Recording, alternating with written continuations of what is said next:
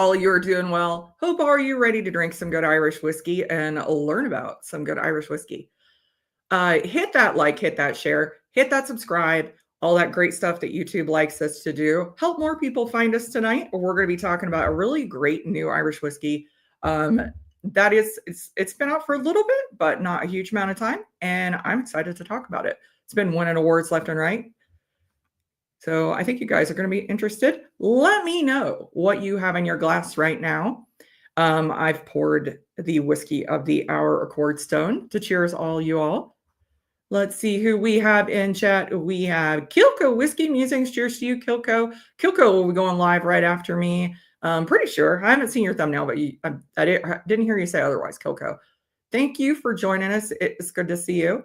I have, before I get going too far, so I have pinned the link to the Accord Stone website at the top of chat. You can go there. You can buy the whiskey there. You can read more about the whiskey. So that'll be up there for the whole stream, so that you guys, if you decide this sounds like something you might really enjoy, then you will be able to easily locate one. We've got Liz B. Cheers, all looking forward to tonight's guest. Cheers to you, Liz. Eric Gunderson. Cheers, everyone. Cheers to you, Eric. Hope you're doing good. Amy O'Byrne, O'Byrne's Irish Pub. How you doing, Amy? It's good to see you. Cheers, Peter White. Hope you're keeping warm from up there in Canada. It's starting to get windy. We had a beautiful flipping weekend. Beautiful weather. And today, the wind is kind of taking a turn, and now it's getting a little chilly out there. Powers John's Lane to start, since I am flush with backups. I think I don't have no, I do need to get another backup of that one. I think I need to get a backup of my signature as well. Tom D, how are you doing, Tom? Sipping Cullowen Barontool 4-year-old. Which one is that, Tom? I'm fairly certain I likely have it. Oh, you are going live at 7. Okay. We will definitely be sending people over to you, Coco. Eric's got Napogue 12-year Irish single malt cognac cask poured. I do like a good cognac cask. Declan, how are you doing? Get you guys on the replay. Early start in the morning. Well, I hope you have a good night and have a good day tomorrow. We got Kathy Huey. Happy Sunday. Finally got chores done to log on. It's good to see you, Kathy. Thank you for joining us. It does depend on where you are in Canada, how cold you are. That is true. That is true. All right. I'd like you all to help me welcome my guests. So a good friend of mine in Indiana kind of turned me on to this whiskey. And he was kind of raving about it to our small little Irish whiskey hardcore group. And I picked up a bottle. And yeah, we've been really killing our way through it because it is really, really good. So please help me welcome the founder of Accord Stone, Jason Neri. Hello, Jason. Thank you for joining us. Thank you very much. I'm going to pour some in my glass to enjoy it. So yeah, I didn't share this to you. So I know I had talked to you when I bought this, and that is how much we've enjoyed it. And I'm really glad you reached out, because I'm like, I actually had to take the bottle and put it up in my studio because we were just going through it really quickly. I love hearing that. Thank you so much. Because you have been enjoying it. Yes, definitely have been. So I'd like to know how you came to start an Irish whiskey brand in the U.S. Yes. So I've been in the beverage alcohol, the drinks business for a little over 15 years. I started in college, which was in Missouri, working at a small local winery in a tasting room, and really kind of got enamored with telling people a story of what's in their glass and helping them kind of explore the tasting notes and helping them find, reasons to love it. Worked kind of in all different stages of the industry, from hospitality, worked for a large distributor in Chicago, which is originally from the Chicagoland area. And then I started working with some big wine companies called Gallo and Jackson Family Wines, managing their distributor networks, growing them. Worked for a craft brewery, and kind of all along this time, I was working for huge players, and it was really all about maintaining the status quo. The building had already been done, and it was just about not yielding market share to competitors. I got the opportunity through a friend of mine to go work through a smaller importer in New York, where they brought in brands from all over the world and built them in the United States from 0 cases sold all the way up to 50,000, which I think is what we built diplomatic rum to, and beyond. And I got to work closer with founders on the difficult journey from your idea, your creation, and to seeing it get on the shelves in a hyper competitive market like the United States. We actually were the importer that originally brought in J.J. Clark, which started to get my introduction taste for craft Irish whiskey. We started with 2 Irish with them, the Hanson and the Gale. And I was kind of establishing myself as a whiskey nerd of the group. We had a lot of wine people, but I was more passionate about whiskey. As like, yeah, this stuff is really great. It'd be awesome we could get this way.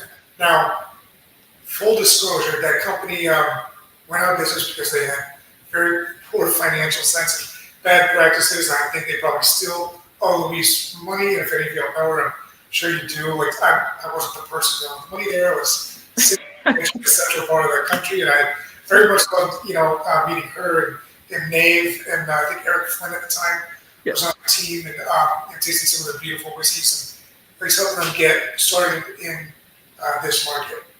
So I went on to work for some other small wine brands, growing them from a small footprint of a couple states to bring them national, and getting them into major chains. And there's someone close to me said, I was like, look, you've been doing this for a while, you seem pretty capable. Would you ever consider doing it for yourself? And up until that point I had, I was like, well, I guess I've kind of proven to other people that I can, and we might as well take a shot at it. So my wife and I started Quartzstone together. She does the marketing. She's got a marketing background. She worked for companies like Kraft Heinz and Nestle, Porsche. It's a lot different. Our marketing budget is quite a bit different. Being a bootstrapped husband and wife on brand. But what brought me into Irish whiskey in particular was I really felt that there, and I still feel that there's a world of opportunity to bring it to more people. I came from drinking a lot of bourbon. I really kind of eventually got bored of it. They're both bored and overwhelmed at the same time. If that can make sense to you. There's so many options, but I began, as I buy different bottles, I was like, some of these options are tasting so much the same to me. And I'm married into this big Irish Catholic family. My wife's very proud of her Irish heritage. We met at an Irish pub called Corcoran's in Chicago on Wells Street, which is another story. But when I was kind of going back into Irish whiskey, I was finding just, really excellent flavors. And it just seems like no one was really paying very much attention to them in the United States. Well, I think there's an opportunity to make an Irish whiskey that's going to be geared more towards that American whiskey drinker. Someone who's had their palate, like mine, wrecked by high-proof bourbon that needs something with a little bit more kind of a thicker texture and viscosity to it, a little bit more intensity on the flavor. And when you take a look at blended Irish whiskey, what the laws are for making it, it's pretty fast and loose. It's much less restrictive than you're going to find in bourbon, much less restrictive than it is in Scotch. You could just say Irish whiskey on the label, but there's not really rules on mash bill. There's not really rules very much on starting or finishing casks. There's not really rules on bottling proof, just every each 3 years in an oak barrel, and all the aging has to be done in Ireland.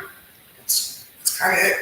So I was like, okay, just giving you a ton of room to explore. A lot of room for variety with Irish whiskey. Yeah. Well, and that actually explains, because one of the things I love about this whiskey, we're going to have you talk about, is the proof that this comes in at. Because, I think most people think of blended Irish, they think Jameson, that's an 80 proofer. This is 100 proof. So 50% ABV. Yes. And us Americans do like our proof a little bit there. When I talk to someone like my bourbon friends, and they someone won't take a look at a bottle unless it's called Blanton's, which is well 100 proof. But they won't take a look at a bottle unless it's at 100 proof or more. And we actually considered bottling this whiskey at a higher proof. Originally, we were going through samples after we had purchased the cask and started working on the ratio for the blend. And we were turning at 114 proof, and I just found it wasn't hanging together. Mhm. So we brought it down. The flavors are disjointed. It's a little bit too hot. We brought it down to 50. I was like, okay, it's still robust, still very rich. If you add some more water to this, the flavor does change, and it drinks really nice at 40. It drinks really nice at 45 too. But we wanted to give the drinker the opportunity to kind of play with that. So you mentioned the blend. What is the blend made up of? Is this, trying to see if it's on here. So we kind of allude to it on the label, Okay. but we don't spell it out for you. It is actually, the percentages are broken down exactly on our website and in some of our marketing materials, like these neck hang tags that we'll put on the bottle. It is 80% 12-year-old double distilled grain from the Cooley Distillery, aged in Old Roaster Sherry Cask. So it's finished in Old Roaster Sherry Cask. 5% 12-year-old double distilled malt, aged in Old Roaster Sherry Cask, also from Cooley Distillery. And the balance of us, 15%, is 7-year-old triple distilled single malt from the Great Northern Distillery. So there's whiskeys in this bottle both from Old Sweeney and from the late Brian Watts. Wow. Which I think is pretty cool. The whiskeys were definitely younger than that when we started playing the cask. The 12-year-old was 10 years old when we bought it. And in terms of coming up with the blend, we first started getting samples kind of from a few different distilleries in Ireland. But what we were landing on from the folks at Great Northern, who were also giving us old Cooley cask to try, which is pretty awesome, I just like their distillate better. I think that some of the other distilleries I had tasted from, and I won't name any of them, some of them they were saying we were kind of kissing a frog a little bit. And I was like, okay, well, it's just because I'm an American and you guys don't really know if we're serious about this, but also it kind of tastes more like what you would call, what I would refer to as a filler whiskey. Something to round out. Our blend is really precise. That's what we want to hang our hat on, to be transparent about it. To have the blends be all killer and no filler, and just only put very high quality whiskey on it. So you weren't really hitting the mark for it. And if I had bottled any of those single components from the blend, I probably would have an easier time selling it. At least according to buyers in the retail trade and my distributors, like, well, it'd be great if you had an age statement on it, or it'd be, well, if it was a single grain or a single malt, that'd be easier to sell. I was like, that's all true. If I were to put an age statement on it, it'd have to be 7 years, but then I'm kind of selling short the fact that 85% of the blend is 12 years old.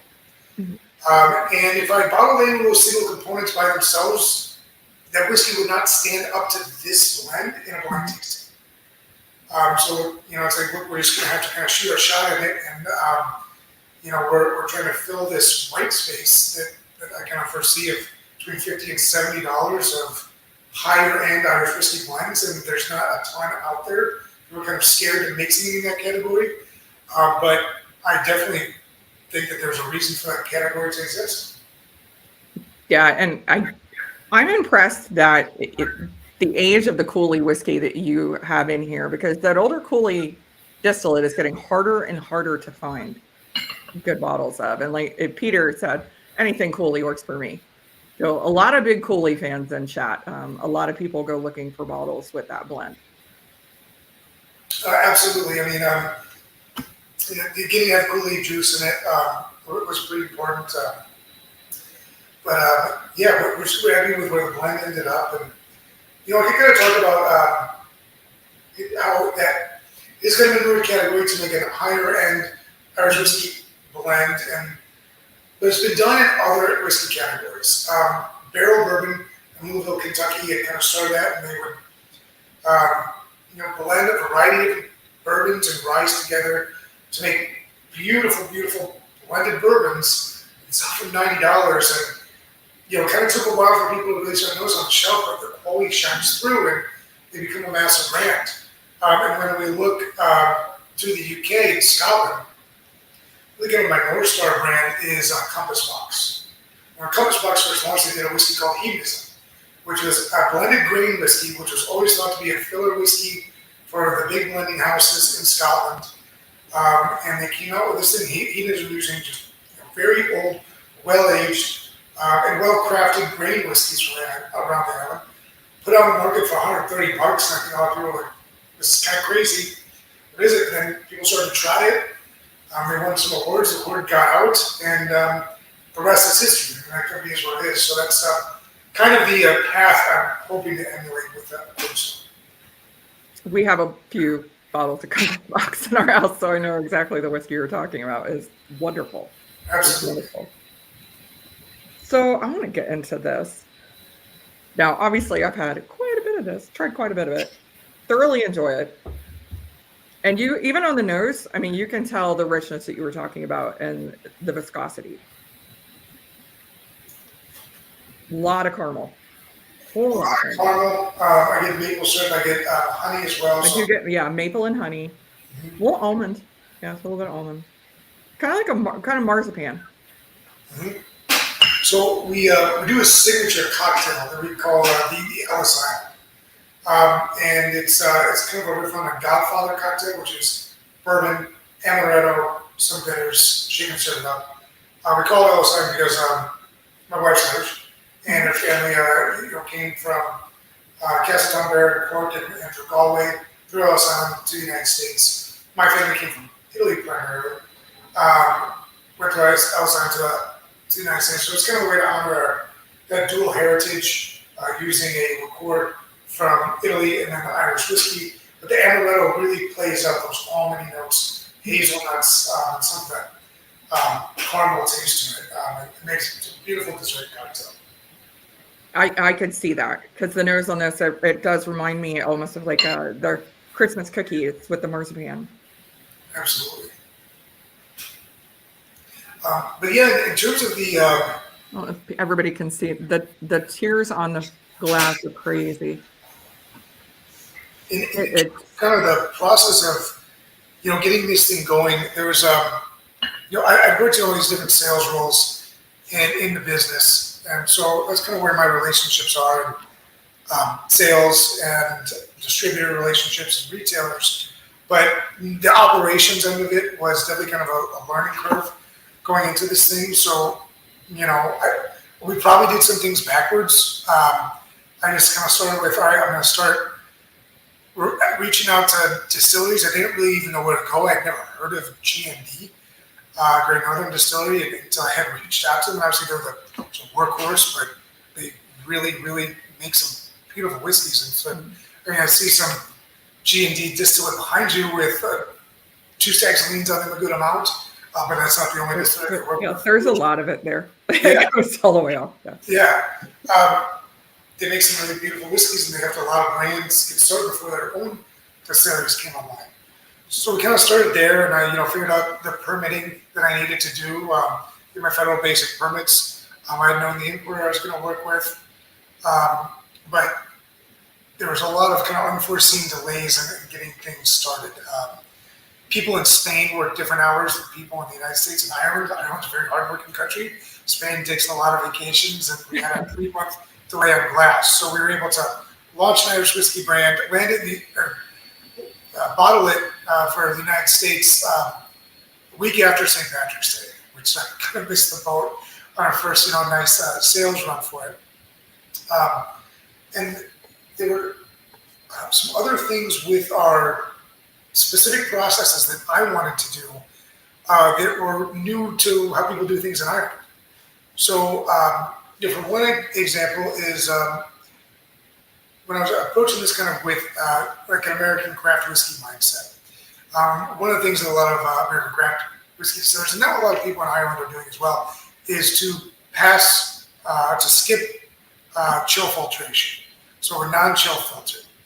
So if you guys kind of know what that means, you kind of cool the whiskey down to about 0 to 4 degrees Celsius, and That's going to separate a lot of the solids and the long-chain fatty acids and the lipids and esters in the whiskey.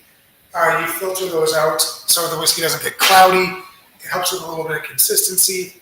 Stacey, I don't know if you've seen this yet in your bottle, but I've started seeing some others where there's some kind of chunks and some haziness that are sitting around it. So that's how you know it's not been chill filtered.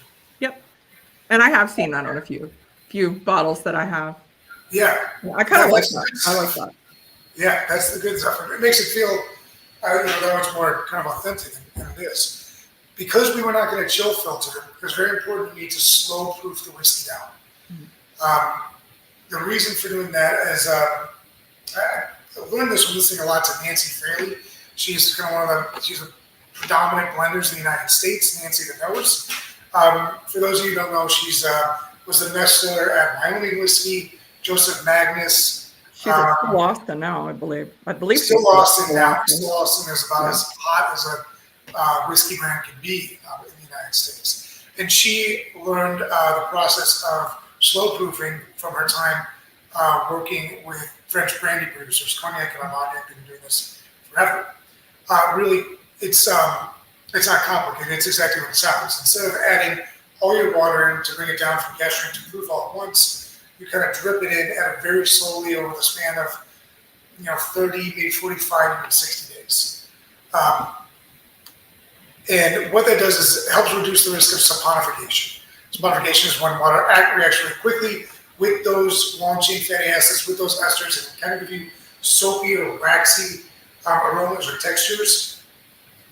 Put a lot of our money into this, so I didn't want to go in and kind of ruin this beautiful blend that we had by risking that. So I asked Great Northern, like, hey, can we slow proof it down? And the reply was, I don't know what that is. No. Okay. So we work with Good Spirits Bottling, which is right down the street in Dundalk. Kevin Donnelly and Emery, Michael Common, Brona McEwen. Brona really can help to oversee that slow proofing process. And Kevin okayed it, said, yeah, do it, Jason's going to cost this much, but sure. Send us articles and we'll work it out. But they slow dripped water in over 30 days. He would send me reports every couple of days of where we're at, measuring it exactly, like just incredible service. And I really think that it helped marry the spirit with the water and the wood the way it needed to happen slowly, and preserve those great kind of intense aromas and maintain the texture on the mouthfeel too, and make it really cohesive product. So that's kind of one of our, I guess, new twists to put on Irish whiskey is insisting on slow proofing. And we're going to continue to do it, although it's going to be might be kind of a mess to do as we start producing more. But time will tell. And I appreciate that. So Nancy Fraley is a big friend of Whiskey Tube. So you see her on a lot of our channels, and she's the one who actually taught me about saponification, because I do have and I won't say the name of the distiller because I absolutely love them, but it's a 19-year-old sourced whiskey, and I get a really strong soapy note on it. And she's the one who she's like, yeah, they've added water too fast when they proofed it down. And I'm like, oh, that's what did that. So I'm actually kind of sensitive to that, and I pick up that soapy note. Not a lick of it in this. Not a bit. It worked. Yeah. And the palate on this is actually taking me back to when I was in Ireland last year, and at the Bushmills Inn, the sticky toffee pudding. And it's straight sticky toffee pudding. It's wonderful. You get like kind of a little bit of molasses and the caramel and the chocolate and the vanilla, and it's a lovely, lovely whiskey. Thank you so much. Mouthfeel. It's definitely a winter whiskey, which is what we're in now. Mm-hmm. So it's the right time for it. Perfect for winter. I could see this being paired well with hot chocolate, with apple cider. Anybody in chat, if you guys have questions, go ahead and drop your questions into chat. I'll catch them. You will notice that I do have a pinned link to the Accordstone website. So if you would like to try a bottle of this whiskey, you can click on that link. It'll take you over and walk you through how to buy a bottle yourself. So one of the things I did want to talk about, because honestly, you have probably one of the best labels that I've seen in Irish whiskey in a good long while. And it is just, the label on this bottle is absolutely gorgeous. How did you guys come up with that? So, for one, when I start out to make a brand, and I spent a lot of time researching that Irish whiskey, so it's like we got to break up the sea of sameness. And the sea of sameness is being broken up now by there's other great brands out there doing cool things with, exciting new labels. I look at Two Stacks, I look at Natterjack, I look at Fox's Row. I'm naming just all GMP. Yeah. People here, but they're certainly not the other ones, and I don't want to overlook anything. But I wanted to put some real beauty on the shelf. So it is an original oil painting that we had kind of trimmed down a little bit and made into this label. The artist is named Greg Manchester. If any of you guys are in Illinois and you go to the Lincoln Museum in Springfield, he's done many of the portraits in that museum. If any of you guys are NASA astronauts, he might have designed your patch for your space mission. He also did a very famous spiced rum label that has a pirate captain on it. I didn't learn that until after he did our label. But the story behind it is really interesting, and it's one that when I was polling my wife's Irish relatives that actually live in Ireland, I think maybe one or two had actually heard of, an accord stone. And I kind of discovered it happenstance. I had a friend and he was golfing, did a golf trip in Ireland. He went to a course called Old Head in Kinsale. It's an absolutely beautiful course from the pictures I've seen. I can't quite afford around it yet. But on the course, they have a stone, same stone the whole head. And it was there since probably 15 years before the course was built. I'm planning it, take it down. And he was shaking hands with someone through the stone. I was like, well, what is this? I said, well, they call it the stone accord, or they call it an oath stone. So people would put these up kind of all over their ancestral lands. You could find many today in France, even, and in the UK. And people would travel there when it was time to, seal an important arrangement. So whether it be a treaty, a trade deal, an oath, they were used for marriages quite often, especially during the penal period when priests were on the run. You couldn't find a priest hiding in a bog or something because people were going to come do them harm. You needed to get wed, you could go to the court stone and kind of seal your marriage through it until you could find a priest later to, properly seal the vow. So I'm big on traditional values. I like the idea of honoring commitments. That your word and your handshake is your bond. It's fulfill your commitment or your end of the bargain, whatever that is. But you're gonna be where you say you're gonna be and do what you say you're gonna do. So I was like, all right, well, this is a great way to show our promise of putting quality in the bottle for our drinkers. Because if you're gonna spend, depending on the market, $65 to $75 on this bottle of whiskey, better be damn good. You better mean it. So I became enamored with the story. Did a lot of research on it. We went and visited a few stones. My wife and I, when we were in Ireland for the bottling. It's actually very fortunate. There's like 3 of them within a 45-minute radius of the distillery, which is kind of cool. It's just kind of a bit of forgotten history that we're very excited to tell people about. Yeah, I love the label. It really does pop on a shelf. I mean, with everything else that's out there, it's a really beautiful label. Thank you very much. So we do have a question from someone. Yeah. Let me see, where is it at here? Skipped ahead. Peter wants to know if Accord will be if you have plans to expand to Canada or at least Alberta, or is it online only? So for right now, it's online only, and it's actually United States only for right now. Another thing that you don't know what you don't know, and I couldn't figure out how to get Irish. I didn't know how to set up to sell it in Ireland, being with a company that's headquartered in the United States. So actually, last month we finalized establishing our Irish company. So we are going to open up sales in Ireland because it's kind of rude to make a great whiskey and not have it for sale in the country where it's from. In terms of Canada, that's definitely on the radar, especially since they got some room on the shelves for whiskey. Since they're not carrying very much bourbon anymore. So yeah, that's definitely in the plans, and happy to kind of keep in touch with that and tell you when that will be available. And as far as online, you can order on Reserve Bar. I know they can ship to a number of states. You go to our page, you just type in a Quartz on Reserve Bar. There's a free shipping code there. Or on our website, I set up a free shipping code for this, and it's the number 4 Leaf, like this lovely live stream. Oh, thank you.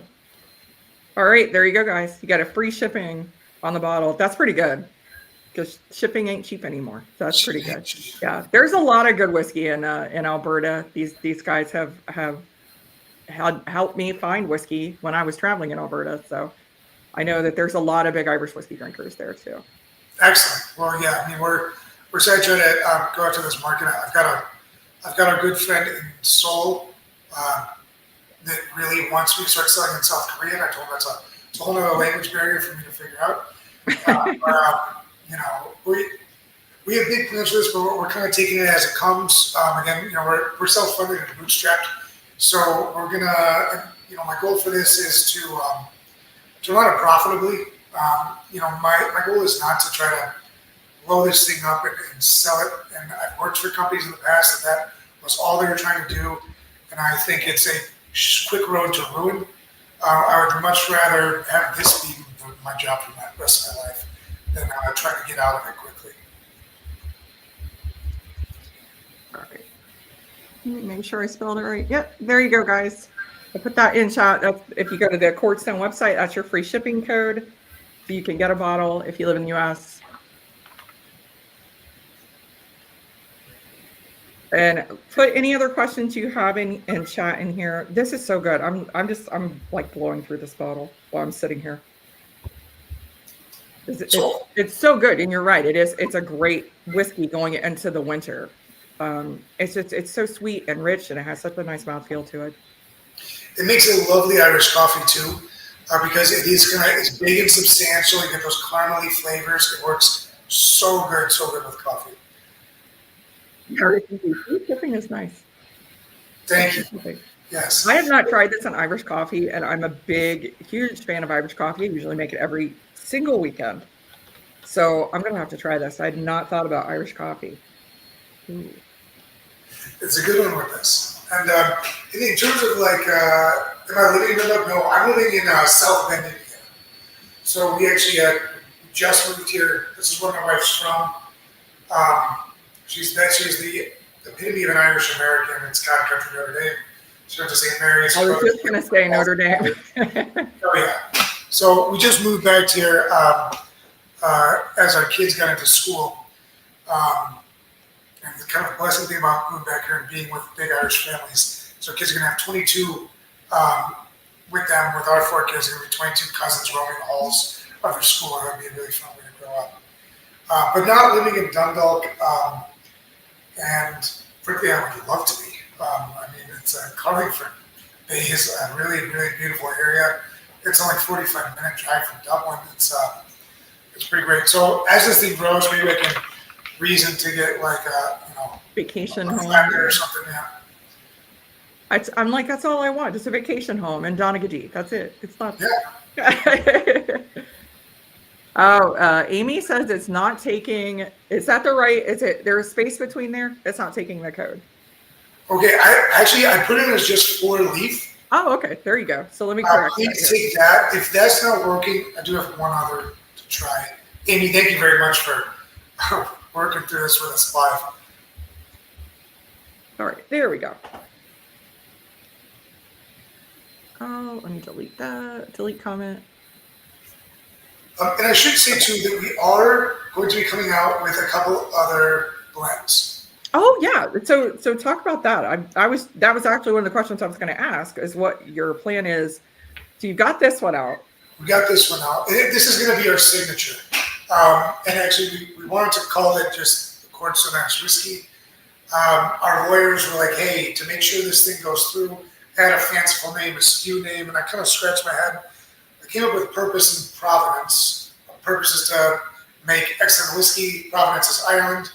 Frankly, I think it's way too wordy. So we're trying to go away from that and just have this be our signature blend. This is kind of the first thing when people think of when they think of a gourd stone. But we're coming out with a couple others that we're working on. One is going to rely a bit more on, I don't want to give too much away on it. There's one where the finishing cask I really cannot talk about because I don't believe it's been done yet in Ireland. I'm so excited about it. We're working with a local conservancy organization in Louth on it too. It's just going to be awesome. And the other label is going to, I mean, it's going to be at least 100 proof. She said that one isn't working either. Okay. All right. I apologize. I'm not set up correctly. I have one more that I know works, and it's YITB. YITE? TB. B is in Barry. Okay. Like Barry Chandler. Oh, okay. No, so it's YITB. Oh, YITB. Okay. That one I know works. Thank you so much, Amy, for troubleshooting for me. I'm not a tech. Thank you, Amy.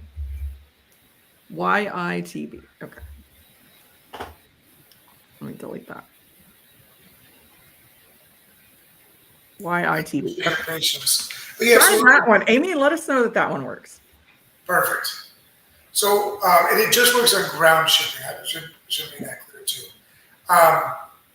So yeah, and the other blends are going to have their own accords happening at the stone that are going to go along with suggestive on how to drink the particular blend. So different profiles. We won't be relying on sherry quite as heavily with the others. There's going to be some port involved in one, some Calvados involved in another.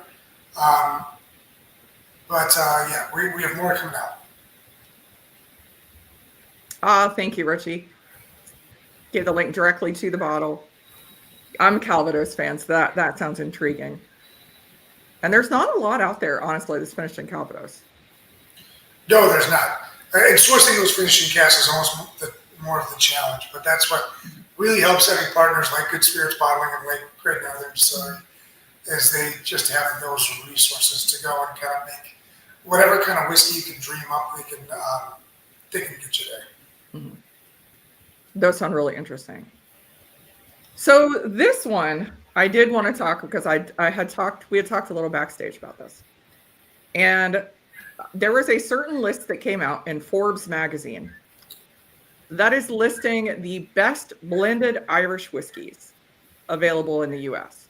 Yes. And there's Middleton Very Rare, and there's Jameson, and there's Jameson, and there's Jameson, and then there's Accord Stone. Yes.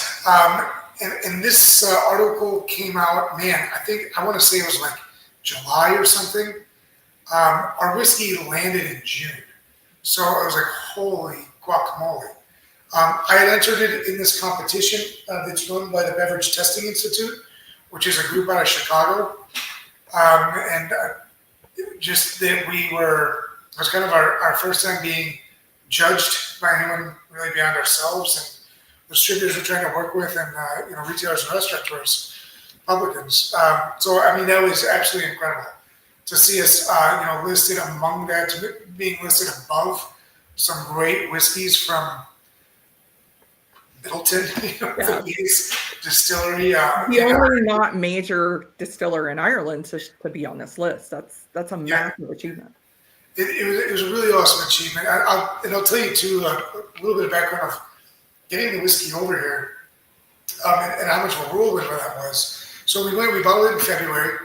It was slated to leave Dublin on March 13th. We bottled it late February, into February. And I think on March 13th, maybe it was the day before, there was this announcement from the president about tariffs, and that they're going to be about 100 or 200% from the EU. And I was like, holy crap. My entire venture is sunk. I'm going to be met with a tax bill I can't possibly pay. Where do I even send this whiskey to? Is there someone in South America or India or somewhere else that will take it? Like, we are screwed. Because of that, the shipping, all the shipments from wine and other spirits from the United States got canceled. Our whiskey then went to Rotterdam after about a month in Dublin, and took like another month-long vacation at this consolidation port, trying to find a ship to take it. There was a small kind of, in one of the memos, many memos that went out explaining what the tariffs were. There's something that said that if it left the final port of departure before X date, then it could be exempt. We didn't quite hit that, but we left the original one prior, so we filed it as exempt. So it's tariff-free whiskey. No one's called me yet. Hope you're not listening to this. And so we finally landed it in June, a couple months before we were supposed to, and we had our fourth child the same week that the whiskey. Oh, landed. wow. So it was, So nothing going on that week? Yeah, nothing. Not a thing. Pretty easy week. Yeah. Yeah, so that was kind of it. A little bit of the story we get here. So it took a bit to get the whiskey even So over it took a long time to get over because of that confusion with the tariffs. And we shipped everything over all at once. That's what I budgeted for. I kind of came up with a budget. I was like, well, if we bring it over and don't even sell a single box, that only cost me this much a year at the importer warehouse. I can sort of live with that. Because it's a pretty small batch product. We made 340 total, or excuse me, 3,400 total bottles in this first batch. So it is pretty limited. And distribution right now is limited to just 3 states, Indiana, Illinois, and Michigan, which is kind of where I've worked the most and where I know the lay of the land. I would love to expand, but I also want to make sure I'm taking care of the people who have been supporting us from the beginning in those states. And making sure that we know where the whiskey's working and then putting it in the right place for the consumer to find it before if I go and try to tackle a new market too. So it's currently in stores in Michigan, Illinois, and Indiana? Yes. Okay. Yes. And if someone is in one of those states and wants to find it, can they reach out through the website to find, say, if they're in Michigan, they want to know? Through the website, we can ship anywhere except for Utah or South Dakota. Okay.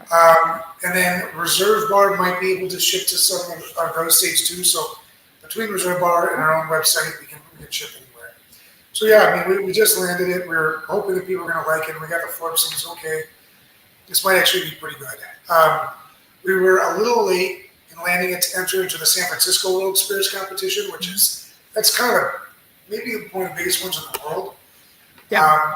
But we did have time to enter it into the New York World Spirits Competition, which was put on by the same group. And we found out last month that we won double gold, which means each of the judges independently and blindly rated gold.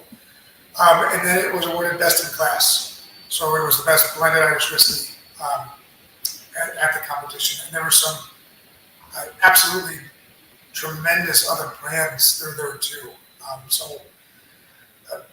Blown away, incredibly fortunate. But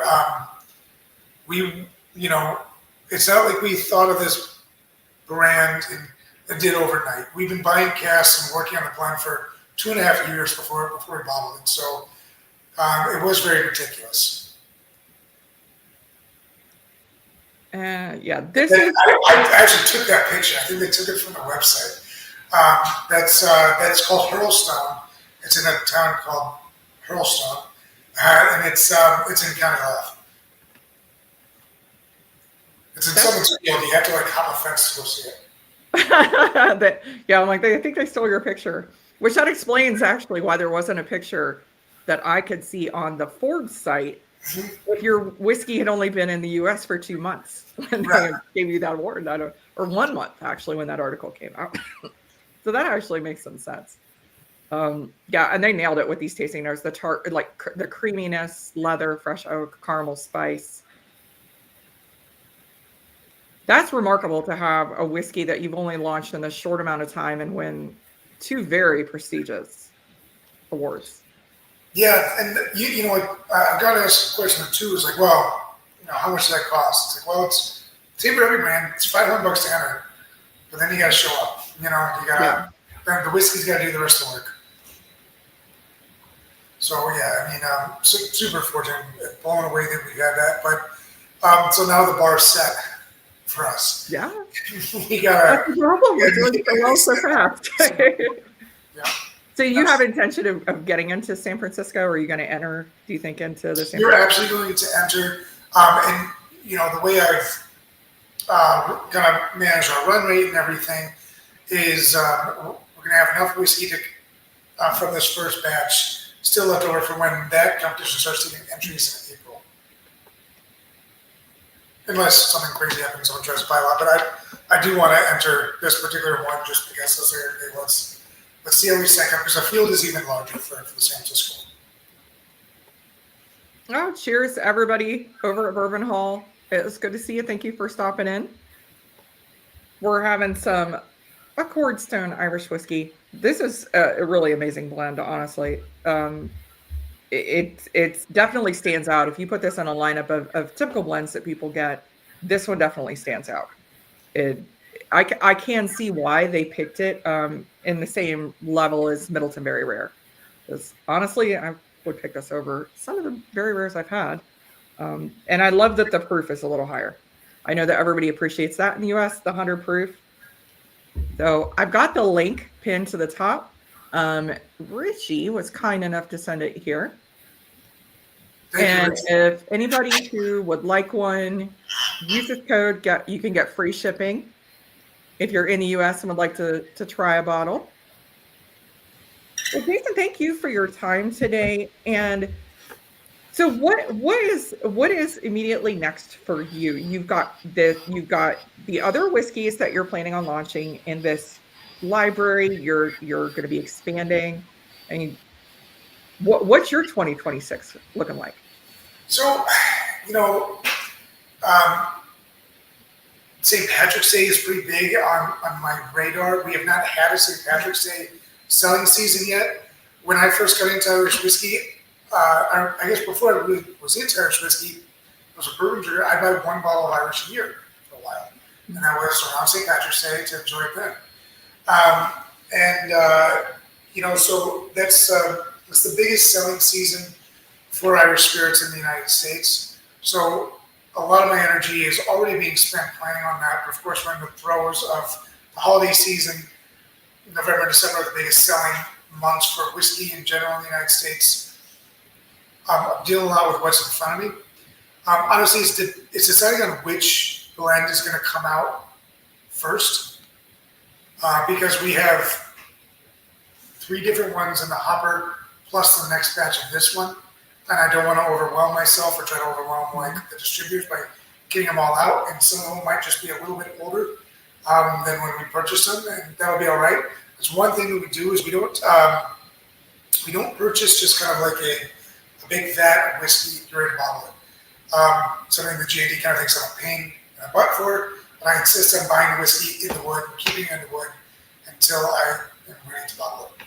So it's 2026 is going to be about keying in on which blend is going to come out next, what's going to best complement this in the market, the timing on that, and just kind of diving deeper into the markets that we're in and getting more visibility and awareness. Right now we're still a very young brand.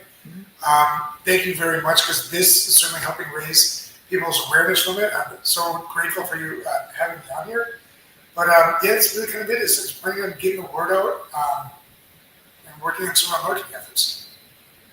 Well, guys, if you want a great bottle to have on your shelf for St. Patrick's Day or Christmas, this is a good one. This is a good one to have. Thank you, Richie, for putting the link in there, the free shipping code. Jason, thank you so much for coming on. I really appreciate it. I hope a lot more people can have the opportunity to try Accordstone. Like I said, I had found out about it from a friend and picked up a bottle and was really floored with how complex and how good it really is.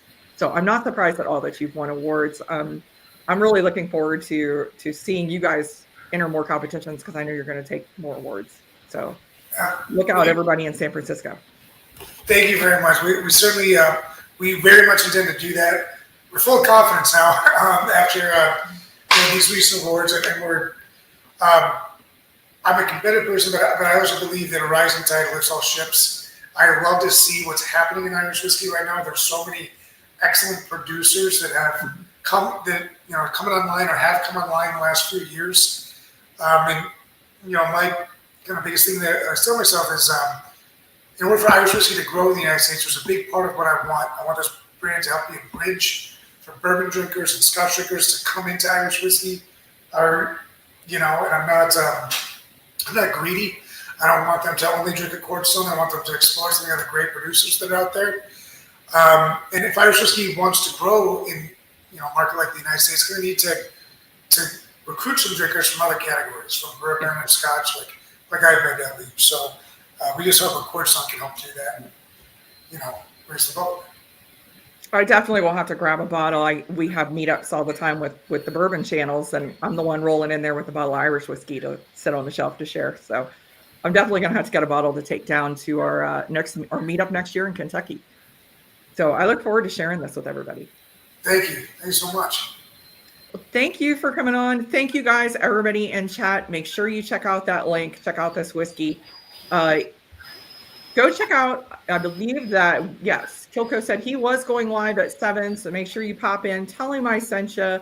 Tell him cheers for me, and we will see you all next week. Have a good night.